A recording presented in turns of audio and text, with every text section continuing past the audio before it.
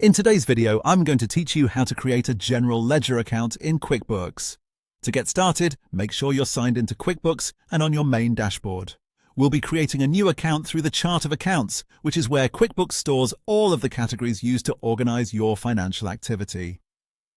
Setting this up correctly is important because each account helps track a specific part of your business finances, such as money in the bank, expenses, assets, or liabilities.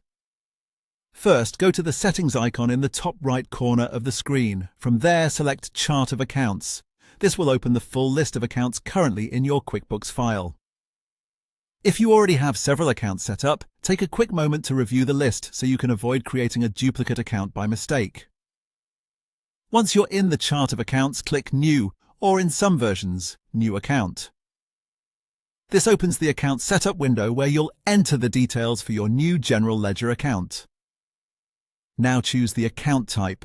This is one of the most important parts of the setup because it determines how QuickBooks classifies the account in your financial reports. For example, you might choose bank, asset, liability, or expense, depending on what the account is meant to track. Be sure to select the option that best matches the purpose of the account. Next, choose the detail type from the drop-down menu. This gives QuickBooks a more specific description of the account within the broader account type you selected. Pick the detail type that most closely fits how you plan to use this account. This helps keep your books organized and makes reporting more accurate later on. After that, enter the account name. Choose a clear and recognizable name so it's easy to identify when recording transactions or reviewing reports.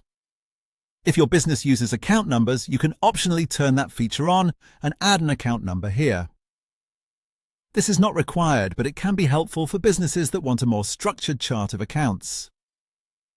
Then enter a description if needed.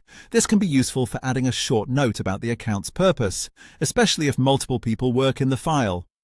If applicable, you can also enter a beginning balance. Only include this if you are adding an account that already has an existing balance you need QuickBooks to track from the start.